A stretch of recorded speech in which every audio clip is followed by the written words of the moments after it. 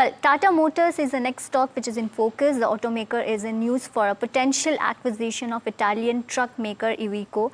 Puneet is here with more on that. Puneet, over to you.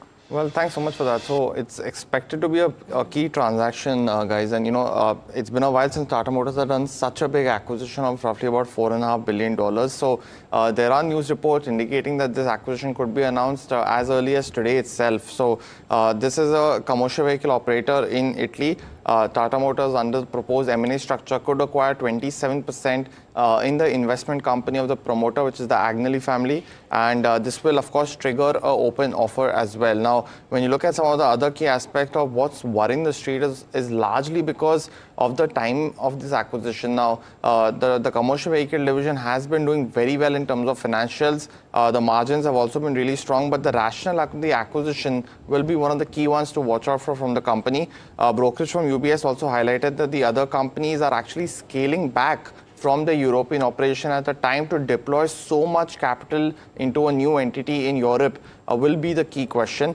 The other ones that the strong cash as well as ROC in the last is the other one, because the utilization of such strong financials will be the other key one to watch out for from Tata Motors, and it's coming at a very, very crucial time for the company because they're looking to demerger the commercial vehicle division from the car segment. So using this cash into for such a big acquisition in a slow growing economy is one of the key reasons. Something like UBS has also come out and said that if including this particular news flow and proposed transaction, it could go all the way up to 1.5 billion euros on the basis of the valuation of Iveco, and this includes a mandatory open offer as well. So just the timeline as well as the acquisition at such a time where the auto industry is so uncertain is what's driving the question and probably the impact on the share price today on Tata Motors.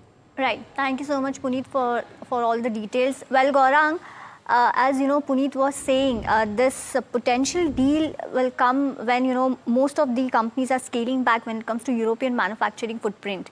What are your views on the same, and of course, your outlook when it comes to Tata Motors? Well, Varsha, look, the concern is justified. There is absolutely no doubt about that.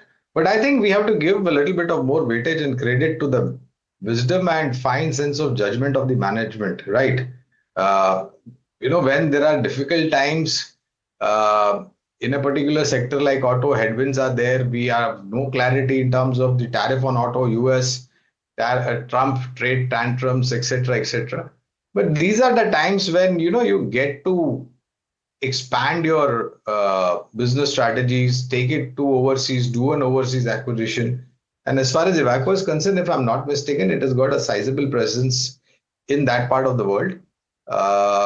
And of course, India is also growing. So you are going to need a lot of commercial vehicles and different classes, whether it is transportation of minerals and metals, whether it is logistic, whether it is personal transport, etc., etc. So yes, short to medium term, it is justified to have concern or get an overreaction on the counter like we are witnessing today, down about close to 3.5%. But from a long-term point of view, we are maintaining a hold on Tata Motors, and that has been there for a pretty long period of time. Right, and the valuations are also pretty much compelling when it comes to a Tata Motors. Gaurav, very quickly, what are charts indicating after a 3.5% downtake?